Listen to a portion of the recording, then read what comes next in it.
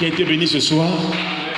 Dieu aime la prière. Il a dit prier sans cesse. Alléluia. Il ne faut pas être fatigué quand on prie. Il faut avoir de la force par la grâce de Dieu. Que Dieu soit loué. Amen. Voilà, nous sommes en train de voir la nudité. La nudité, nous sommes en train de voir donc les signes, les effets de la nudité. Et donc, par la grâce du Seigneur, nous voulons encore continuer avec un autre signe que nous avons commencé pratiquement depuis hier. Nous avons compris que la nudité, c'est une honte. La nudité, c'est une malédiction. Et donc, une personne qui est sous la honte, l'opprobre, sous la malédiction, c'est une personne qui aura des difficultés.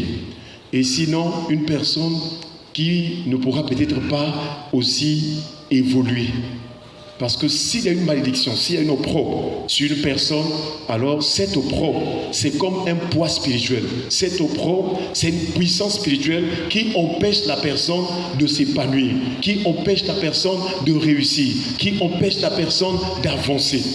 Dans ta vie, tu as la volonté, tu veux bien voir des grandes choses, mais si sur le plan spirituel, il y a vraiment l'opprobre sur toi, alors cet opprobre va t'empêcher de jouir du bonheur. Voilà pourquoi Jésus est venu, il s'est chargé donc de la malédiction, de l'opprobre à la croix, afin que désormais, quiconque croit en Jésus-Christ comme Seigneur et Sauveur, quiconque obéit à la parole de Dieu, quiconque met en pratique le commandement du Seigneur, il soit sauvé de l'opprobre. Est-ce qu'on peut acclamer le Seigneur? Et nous prions que pendant que tu écoutes la parole de Dieu, que la délivrance entre dans ta vie au nom de Jésus. La Bible déclare que pendant qu'ils entendaient encore ces discours, le Saint-Esprit vint sur tous ceux qui entendaient. Et donc, pendant que tu écoutes la parole, que la puissance du Saint-Esprit se manifeste en toi au nom de Jésus. Et nous croyons que là où le Saint-Esprit se manifeste, frères et sœurs, les démons libèrent. La présence des ténèbres quitte, parce qu'elle ne peut pas supporter la présence du Saint-Esprit. Est-ce qu'on peut acclamer le Seigneur? Un autre signe donc de la nudité, nous avons dit donc, c'est la sécheresse. La sécheresse, c'est un signe de la nudité, c'est un signe de la honte. Et depuis quelque temps, nous sommes en train de lire donc le prophète Ésaïe chapitre 19, verset 7. Il est écrit, « Ce ne sera que nudité le long du fleuve, à l'embouchure du fleuve. Tout ce qui aura été semé près du fleuve se desséchera, se réduira en poussière et périra. » Donc ça veut dire que quand on vit un dessèchement, quand on voit que les choses qu'on a sont en train de périr, c'est l'image ou le signe de la sécheresse. Quand Dieu bénit, la Bible déclare que c'est la bénédiction de l'Éternel qui enrichit. Il l'a fait sur aucun chagrin. Lorsque la bénédiction de l'Éternel est là, lorsque Dieu te bénit, il y aura la paix, il y aura la joie. Et cela va aller croissant. Alléluia. C'est-à-dire aujourd'hui tu avais la joie, demain encore tu auras la joie. Après-demain encore, même si ça peut changer, mais quand même, il y a comme une base, un fondement de joie, de paix et de bonheur. Est-ce qu'on peut acclamer le Seigneur? Mais lorsqu'une personne reçoit une opportunité, reçoit quelque chose, et que cette chose est en train de s'amenuiser, cette chose est en train de s'affaiblir, cette chose est en train de diminuer, vraiment cette chose est en train d'inquiéter. Quand ta vie commence à rentrer dans les inquiétudes, les soucis, vraiment ça veut dire qu'il y a l'opprobre. Voilà pourquoi Dieu nous enseigne cela, pour que tu ne puisses pas accepter la pensée du diable. Le diable est capable de te faire croire que ce que tu vis là c'est normal. Or c'est lui qui est en train de te bloquer, de te retarder. Alléluia. Voilà pourquoi tu ne dois pas accepter la pensée du mercenaire, mais tu dois avoir la pensée de Christ. Donc nous voyons que la nudité, c'est l'image aussi de la sécheresse. Là où il y a la nudité, il y a la sécheresse. Et nous sommes en train de faire toujours le lien entre le péché et ses conséquences. Donc la nudité, c'est l'état d'une personne. Si une personne s'habille en laissant ses parties découvertes, c'est un péché, c'est une honte. Et la conséquence du mauvais habillement, la conséquence du fait que la personne s'habille en laissant ses parties à découvert, les parties de son corps, la conséquence c'est aussi la sécheresse. Si tu n'obéis pas à la voix de Dieu, si tu commences à vivre en mettant les mini-jupes, tu commences à vivre, à s'habiller en mettant, je ne sais pas, dos nu, ventre dehors, toutes sortes de modèles de ce monde qui font que tes parties soient à découvert. Si tu t'habilles comme ça, c'est un péché, c'est une honte.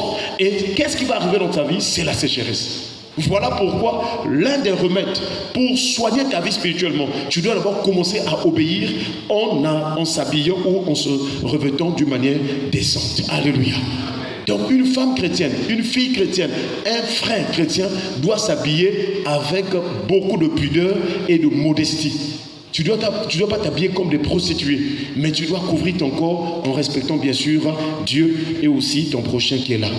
Voilà pourquoi nous en parlons. Et si tu es en train de comprendre la pensée du Seigneur, tu vas te rendre compte que à travers même l'accoutrement, à travers la manière de s'habiller, une personne est en train de ramasser ou d'attirer les malédictions. Hier, j'ai causé avec un frère. Il disait, papa, mais le thème là de la nudité là, mais donc le monde est dans les ténèbres. J'ai dit, pourquoi? Mais partout quand je passe dans le rideau, lui il est en train d'expérimenter, de voir, quand il sort, il voit comment les gens sont habillés. Il dit, papa, la majorité des gens sont nus. J'ai dit, amen. Toi, tu as compris la parole.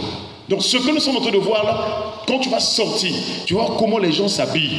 Tu vas voir que la majorité des gens sont nus.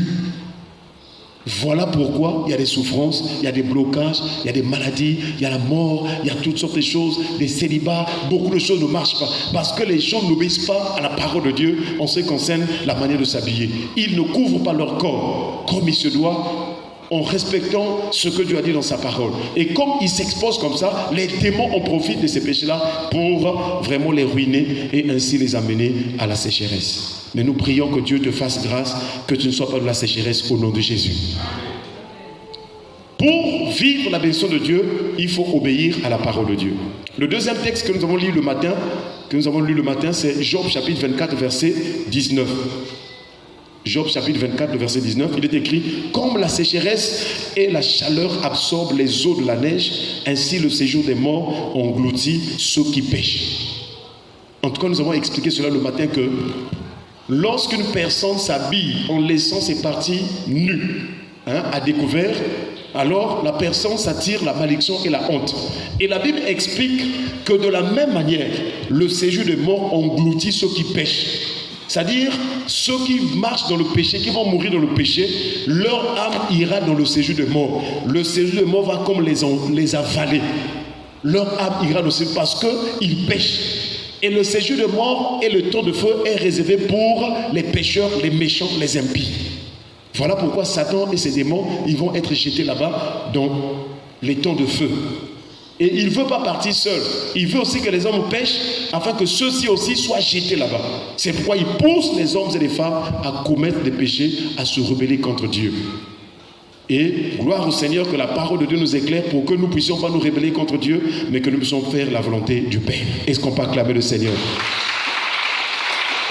Donc ce texte explique que de la même manière que spirituellement, l'âme de la personne qui pêche là mourra, ira dans le séjour des morts. Physiquement, quand la personne n'obéit pas à la parole de Dieu, alors la sécheresse vient avaler, vient soutirer, vient dessécher même la bénédiction que la personne a. Je ne sais pas si vous me faites comprendre. Et ce soir, nous allons prendre un troisième texte biblique. C'est par ce texte que nous allons finir ce soir. Le troisième texte biblique que nous allons lire, c'est Jérémie chapitre 2, verset 6. Jérémie chapitre 2, verset 6. Il est écrit « Ils n'ont pas dit où est l'Éternel qui nous a fait monter du pays d'Égypte, qui nous a conduits dans le désert, dans une terre aride et pleine de fosses, dans une terre où règne la sécheresse et l'ombre de la mort. » Voyez-vous qu'il y a toujours le lien entre la sécheresse et la mort.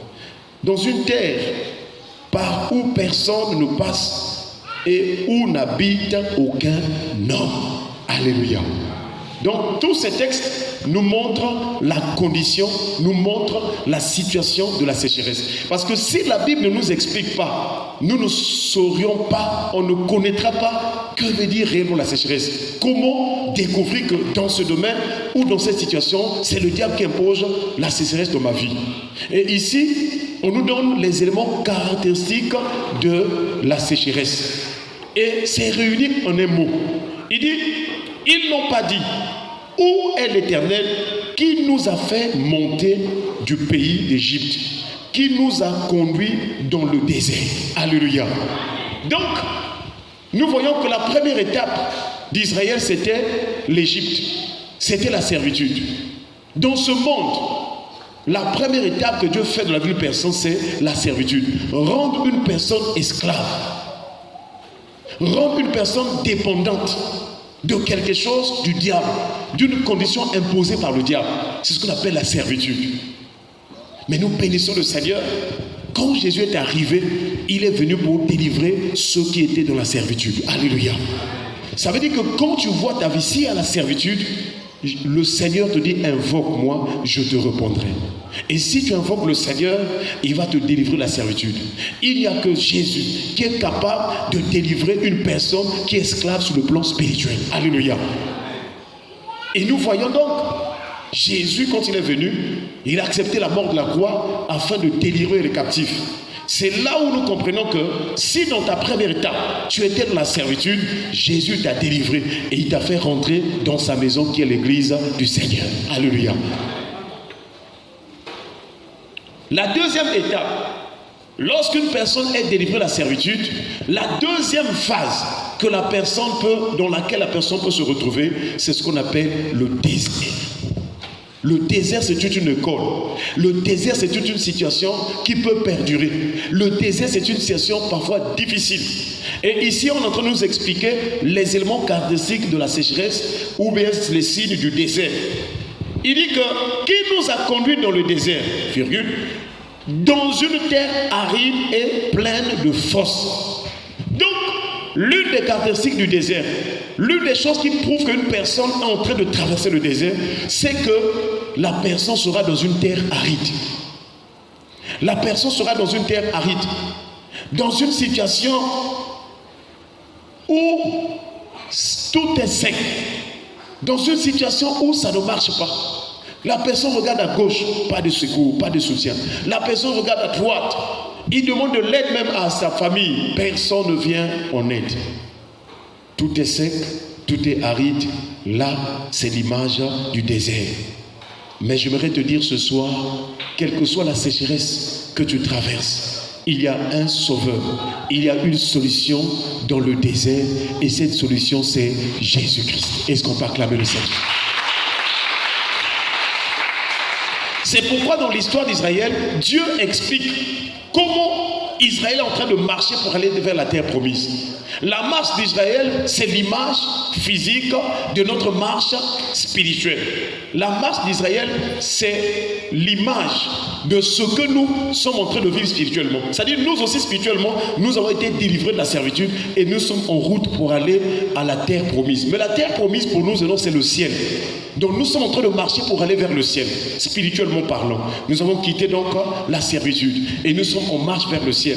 Et de la même manière qu'Israël a traversé le désert, nous aussi il y a le désert. Il y a des situations qu'on peut traverser. Mais ce qui est bien, c'est que Jésus est présent. Jésus ne nous a pas oubliés. Jésus ne nous a pas abandonnés. Jésus ne nous a pas délaissés. Jésus est avec nous tous les jours jusqu'à la fin des temps. Est-ce qu'on peut acclamer le Seigneur? Et dans Deutéronome chapitre 8, Dieu explique à Israël. Parce que les temps que tu traverses dans ta vie, ce sont les temps que Dieu connaît. Dieu connaît ton parcours. Il connaît ton passé. Il connaît ton présent. Il connaît ton futur. Il connaît les temps de désert. Il connaît le temps de la servitude. Dieu connaît tout dans ta vie. C'est pourquoi il ne faut jamais dire, oh Dieu m'a abandonné, Dieu m'a oublié. Dieu ne dit jamais ça parce que Dieu connaît les choses avant qu'elles ne viennent à l'existence. Cette année, Dieu connaît ce que tu vas endurer. Il connaît ce qui va arriver. Il connaît ce que tu vas vivre. Il connaît les attaques qui vont venir. Il connaît aussi comment tu vas en être délivré. Est-ce qu'on peut acclamer le Seigneur? Mais papa, parce que maintenant, comment il faut faire? Toi, Dieu t'appelle à la foi. Répète après moi la foi. Voilà. Donc, ce que tu as fait, c'est de combattre le combat de la foi. C'est-à-dire, tu ne dois pas faire naufrage. Tu ne dois pas baisser ou faiblir dans la foi. Toi, c'est de garder sur la confiance que Dieu agira, il fera. Ça, c'est la première chose. Deuxième chose, l'espérance. Donc la première chose, c'est la foi. Que quel que soit ce que tu vis là, même si tu ne vois pas encore quelque chose, Dieu va agir. Il fera des grandes choses. Même devant la mort, Dieu agira, il ressuscitera. Alléluia. Donc la première chose, il faut garder la foi. Il faut prier pour ta foi. Il ne faut pas que ta foi puisse vaciller. Il ne faut pas que ta foi change. Deuxième chose, c'est l'espérance. L'espérance, maintenant, c'est la position d'attendre. Si tu as la foi, mais est-ce que tu attends quelque chose? Donc, si tu as la foi, c'est la confiance que Dieu va agir, que Dieu déjà a prévu des grandes choses pour moi. Maintenant, l'espérance, c'est la position d'attente. Je suis en train d'attendre ce que Dieu m'avait promis. Est-ce qu'on peut acclamer le Seigneur? Voilà pourquoi la foi et l'espérance sont comme liées. Et la troisième chose, c'est l'amour. Voilà ce qui va faire que tu entres dans ta destinée, dans ta bénédiction sans trop de problèmes. Quand le diable viendra, s'il trouve la foi en toi, il va fuir. Parce que la foi te permet de résister même aux épreuves. On va t'insulter. Tu vois, tout ce qu'on fait là, tu restes attaché au Seigneur. Tu sais que même si tout le monde m'abandonne, Jésus ne m'abandonne pas. Alléluia. Même si quelqu'un me rejette, même si on m'a déçu. Je vois souvent des sœurs, quand un homme le déçoit, en tout cas, la sœur est maintenant comme malade. Oh vraiment, je ne comptais que celui, il m'avait promis le mariage. Oh, mais ça c'est un homme. Ça c'est un homme. Alléluia. Il peut te promettre, c'est un homme. L'homme peut faire des promesses, mais comme c'est un homme, il est faillible. Il est limité. Parfois, au moment où il te faisait des promesses, il comptait sur quelque chose. Mais arrivé, ça n'a plus marché. Lui, par honte, comme il avait fait le minene, entre guillemets, que non, je ferai ceci. Maintenant, par honte, il va fuir. Parce qu'il a trop parlé. Par honte, il va fuir. Donc toi, ne regarde pas à tout ce qu'il a fait. Toi, tu regardes à une personne, Jésus-Christ de Nazareth, qui est capable de restaurer. Alléluia. Parce que lui, il ne ment pas.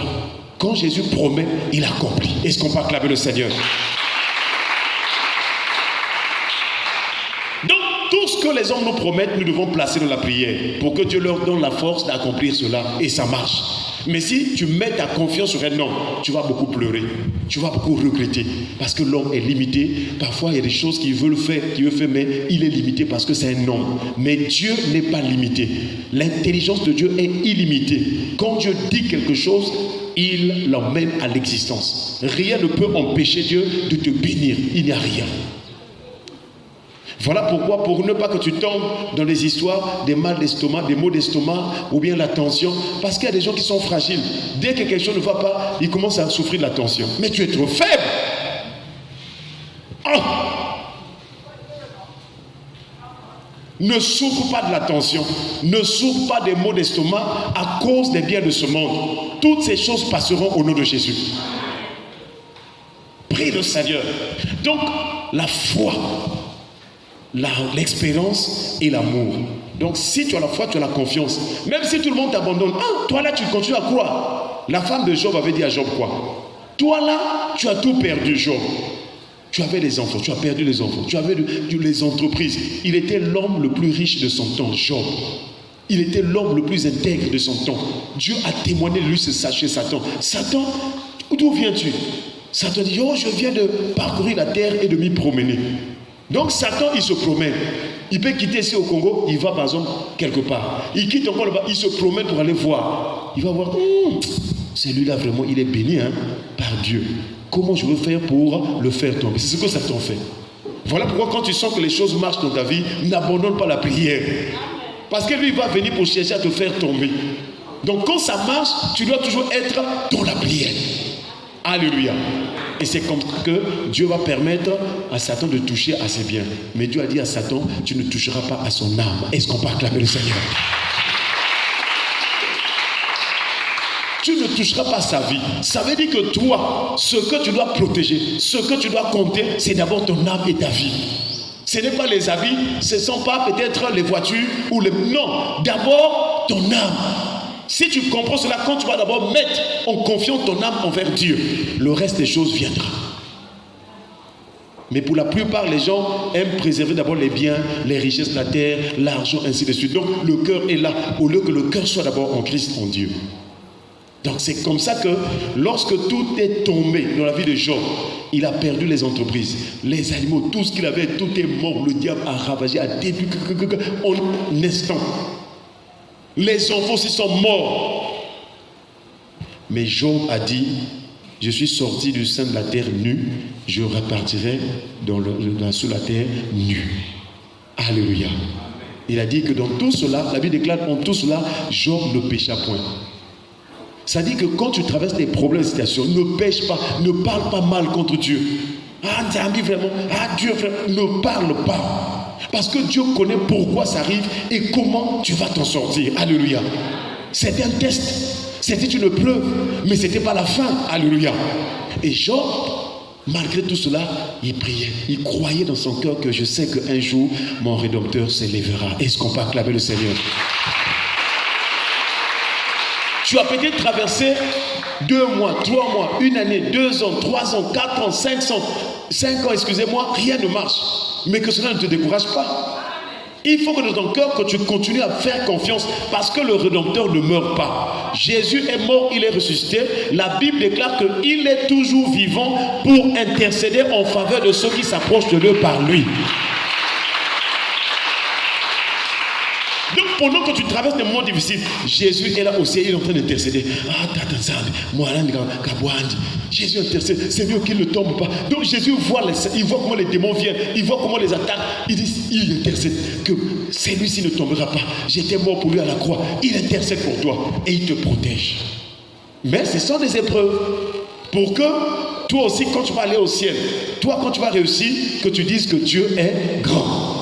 Donc si ta foi n'est pas testée, si ton cœur n'est pas testé, comment tu vas prouver même au diable que non, toi tu aimes Dieu, tu as la foi en Dieu, tu as confiance en Dieu. Donc c'est pourquoi Dieu permet les épreuves. Mais cela ne veut pas dire que c'est fini. Les épreuves vont te conduire à avoir l'espérance. Les épreuves vont te conduire à être fort. Les épreuves vont te conduire maintenant à vivre la victoire. Les épreuves vont te permettre de savoir comment combattre, comment prier, comment avancer, comment être sûr de l'intervention de Dieu. Alléluia. Donc tout ce que tu traverses, ce n'est pas la fin. C'est une question de temps. Et donc, continue à croire, continue à espérer. Et aie l'amour. Quand on combat, quand on traverse le désert, ne te fâche pas. Il faut combattre en ayant l'amour. Israël est rentré dans le désert, ils avaient faim. Ils ont dit, nous étions en Égypte, on était en train de manger. Pourtant, c'était l'esclavage. Il y a beaucoup de chrétiens aussi comme ça. Depuis que j'ai commencé à prier, ça ne marche plus. Quand j'étais pour moi dans le monde, Grégoire me donnait 5 000 par jour. Quand j'étais pour moi dans le monde, en tout cas Norbert, il me donnait 3 500 tous les jours. Mais maintenant que je commence à prier, on me dit la foi, il n'y a rien. Ne dis pas ça. C'est vrai que Grégoire te partageait, mais c'était le péché, c'était la mort.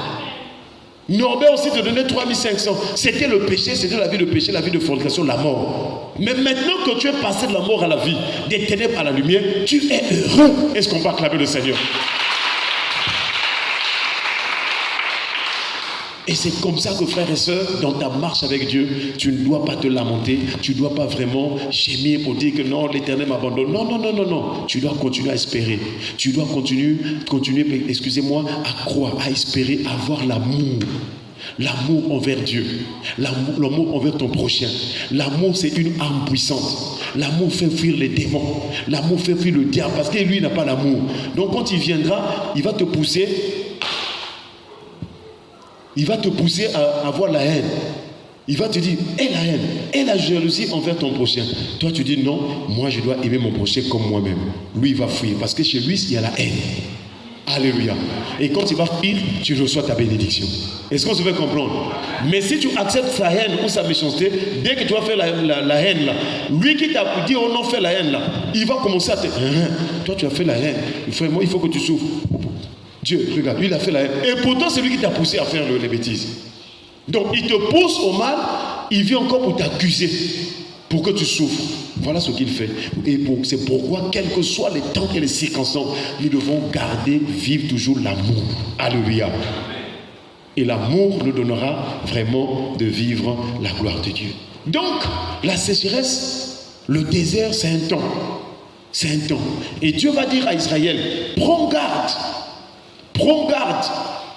que ton cœur ne s'enfle et que tu n'oublies l'Éternel ton Dieu qui t'a fait sortir du pays de l'Égypte, de la maison de servitude, qui t'a fait marcher dans ce grand et affreux désert où il y a des serpents brûlants et des scorpions, dans les lieux arides et sans eau, et qui a fait jaillir pour toi de l'eau du rocher le plus dur. Est-ce qu'on peut acclamer le Seigneur? Donc Dieu explique à Israël. Israël est en train de marcher. Il a vu la sortie de l'Égypte. Il est rentré dans le désert. Il y a eu des souffrances. Il y a eu des serpents. Dieu commence à expliquer à Israël. Israël, regarde.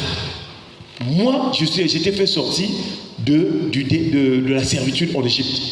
Tu as marché dans ce désert. Tu as vu, il y a des serpents. Tu as vu, il y a des scorpions. Tout ça, tu as vécu cela. Mais quand tu vas rentrer dans les pays que l'Éternel, ton Dieu, t'a promis là où il y aura le lait et le miel, garde-toi d'oublier ton Dieu. Alléluia. Ça veut dire quoi? Ça veut dire que si Dieu te bénit sans que tu n'aies passé et traversé les épreuves, tu vas t'enorgueillir. Si Dieu permet que tu naisses là, tu es déjà bien là, tu ne vas même pas connaître Dieu. Tu vas même quand on te dit que viens, on va prier. Prier là, c'est quoi? Moi, j'ai déjà tout. Donc le désert, c'est une école où Dieu brise notre cœur et il apprend à notre cœur à invoquer Dieu et à prier Dieu. Est-ce qu'on peut acclamer le Seigneur? Cela veut dire que les combats, la sécheresse, la famine, les choses que tu traverses, c'est un moyen par lequel Dieu est en train de former ton cœur pour apprendre les commandements du Seigneur. Est-ce qu'on se fait comprendre? Donc si tu es un chrétien qui comprend ces choses, tu ne vas plus te lamenter que depuis le matin je n'ai rien. Est-ce que Dieu existe vraiment? Est-ce que Dieu existe toujours, il ne change pas. Il est toujours là, il ne change pas, il est tout puissant, il est le Dieu qui bénit, il ne change jamais. Donc, il ne faut pas commencer à vouloir changer la nature de Dieu. Lui, il reste éternellement. Donc, quand tu traverses des choses, maintenant, reconnais, on avait prêché à l'église que quand tu manques quelque chose, quand tu traverses le désert, il ne faut pas vraiment maudire Dieu. Il ne faut pas dire des mauvaises choses contre Dieu. Mais il faut au contraire l'invoquer. Il faut avoir confiance en lui. Il faut s'attendre en lui. Il faut manifester l'amour. Quand tu vas avoir ces attitudes-là, Dieu te bénit. Alléluia. Dieu est capable de toucher même tes ennemis. Ceux qui t'ont fait du mal. Ceux qui t'ont fait je ne sais pas quoi. Dieu est capable de tourner leur cœur pour te bénir. Est-ce qu'on peut acclamer le Seigneur?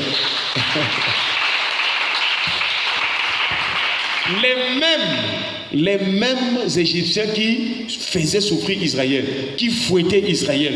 Israël était esclave chez eux. Tous les jours, ils fouettaient, ils tapaient Israël. Ils commandaient Israël d'aller soulever les briques, la paille, loin. Mais le jour de la délivrance, quand c'est arrivé, la Bible déclare que ce sont les Égyptiens qui ont pris encore leur coupe. Ils ont donné encore à Israël pour dire à Israël, tu sors à main levée, c'est-à-dire librement. Est-ce qu'on peut acclamer le Seigneur? Et nous prions que cette année, que tu expérimentes la délivrance de l'Éternel au nom de Jésus. Que la puissante main de Dieu agisse en toi. Même ceux qui te persécutaient, qu'ils viennent reconnaître que oui, le Dieu que tu sers est le Dieu vivant et vrai. Alléluia. Donc voilà pourquoi Dieu permet qu'il y ait des épreuves, que tu traverses des moments difficiles, des combats, des situations, des maladies parfois. Dieu permet. Quand tu vas avoir la délivrance là, ça sera un témoignage vivant, puissant. Parce que Dieu s'est manifesté. Alléluia. Donc ne te lamente pas, ne crains rien. Dis à celui qui est à tes côtés, ne crains rien. Le Seigneur est avec toi. Alors pour terminer, qu'est-ce que Dieu a fait? Quand Israël a traversé le désert, ils arrivent, je parlais donc du désert, Israël, il n'y avait pas la nourriture. Ils ont pensé à l'Égypte. Dieu a dit à Moïse, dites-leur demain, je vais leur donner à manger. Et Dieu a donné à Israël la manne. Donc comme du pain, comme des gâteaux. Ils ont mangé, ils ont dit, Dieu est bon, Dieu est merveilleux. Alléluia. C'est comme ça. Mais quand ils ont avancé encore, il y a eu un temps où il n'y avait plus rien. Ils ont commencé encore à dire, vraiment. Et un jour, certains hommes en Israël sont arrivés à dire, nous sommes dégoûtés de cette nourriture. Alors que c'est une nourriture que Dieu leur avait donnée pour qu'ils puissent être forts pour traverser les déserts jusqu'à la fin. Ça veut dire quoi? Les moments que tu traverses là, le peu que Dieu te donne chaque jour, pendant que tu traverses les déserts, il ne faut pas murmurer. Le peu là, Dieu te conserve jusqu'à ce que tu vas entrer à une période où tu seras dans l'abondance. Alléluia. Donc la nourriture du désert là, le peu que tu as là, ne dis pas que non, vraiment, non. Contente-toi de ce peu-là. Prie le Seigneur. Dès que tu vas arriver à Gilgal, dès que tu vas arriver là où les plaines de Jéricho, dès que tu vas arriver au moment du temps convenable, tu verras que les choses vont changer. Tu verras que tu commences à avoir beaucoup de choses, que ce soit en ordure, que ce soit en argent, que ce soit en or, je ne sais pas, que ce soit en... Donc toi, tu vas voir que là, ça marche. Là, ça marche. Ça veut dire que tu es arrivé à Gilgal. Est-ce qu'on peut acclamer le Seigneur? Et l'eau manquait aussi, mais Dieu va opérer un miracle. Il y avait un grand rocher, il y avait un rocher dur. Dieu va sortir l'eau du rocher. Donc la marche d'Israël, ça veut dire quoi? Ça veut dire que tout est possible à Dieu. Rien n'est impossible à Dieu. Tout est possible, quel que soit le terrain, quelle que soit la situation, quelle que soit la condition, quel que soit le problème que tu traverses, Dieu est capable d'opérer un miracle. Alléluia. Je ne sais pas si ça me fait comprendre. Que ce soit devant le rocher, c'est une pierre, il n'y a rien, mais Dieu fait sortir l'eau du rocher. Que ce soit dans le désert, il n'y a rien, il n'y a pas de boulangerie, Dieu fait manger des gâteaux. Donc Dieu, quel que soit le problème, la situation que tu traverses, Dieu est capable d'opérer des miracles. Mais papa, mais moi, pourquoi Dieu ne fait pas? Dieu attend que tu puisses manifester la véritable foi. Parce que ta foi là, c'est une foi d'intérêt. Ta foi là, c'est vraiment pour intérêt. Il veut que Dieu fasse, après dès que tu auras, tu fouilles pour toi-même l'église. Or Dieu ne veut pas que tu fouilles, parce que quand tu vas fuir, le diable va te voler encore, il va encore vouloir te détruire. Donc tu dois arriver à une foi qui te permette, que ce soit dans la disette, que ce soit dans l'abondance, tu sois toujours attaché à l'éternel. Je ne sais pas si ça me fait comprendre. Donc une foi affermie, une foi enracinée dans le rocher qui est Jésus-Christ. Voilà ce que Dieu attend de toi. Maintenant, toi-même, tu vas juger dans ton cœur. Est-ce que maintenant, là, je crois en Dieu jusqu'à la fin de ma vie, je ne sortirai plus, je ne quitterai plus, je n'irai plus ni à gauche ni à droite, je serai attaché à l'éternel. Quelles que soient les richesses, quel que soit le mariage, quel que soit même si je voyage, je serai toujours en Jésus-Christ. Cette foi-là. Et l'espérance, j'espérerai toujours en Dieu. Même s'il y a une situation, la famille, on dit aller chez les féticheurs. Moi, je n'irai jamais chez les féticheurs. Même si ça, je ne sais pas. Moi, je espérerai toujours en Jésus-Christ. Donc Dieu attend ton cœur d'être affermi, enraciné et attaché d'une manière ferme en l'éternel et en ses promesses et en son alliance. Et enfin, Dieu attend en toi l'amour véritable. Cet amour qui ne soupçonne plus. Cet amour qui supporte tout. Regarde toi-même. Est-ce que toi, tu es capable de supporter tout? Si quelqu'un vient t'insulter, est-ce que tu as cet amour de supporter? Même si quelqu'un fait, est-ce que quand tu entends ça, est-ce que tu vas dire, bon, que Dieu te bénisse? Alléluia.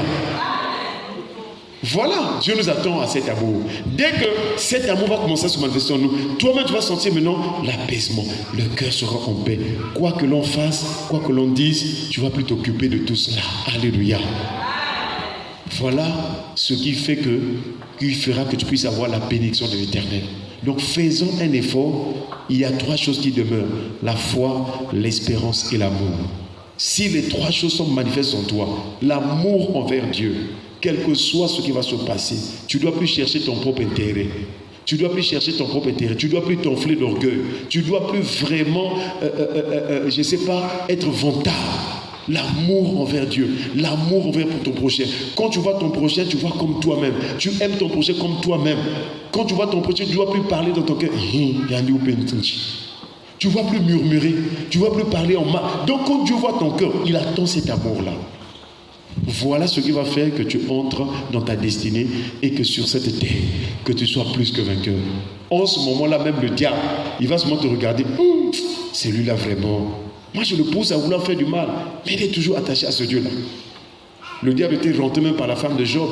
La femme de Job a dit, maudit Dieu et meurs. Si Dieu t'aimait, pourquoi tous ces problèmes-là, ces détresses-là? Job lui a dit, tu parles comme une femme insensée. Donc les femmes d'intérêt, quand il n'y a plus quelque chose, ils commencent à dire Dieu n'est pas bien. Attention. Que Dieu nous donne donc la foi, l'espérance et l'amour. Est-ce qu'on peut acclamer le Seigneur?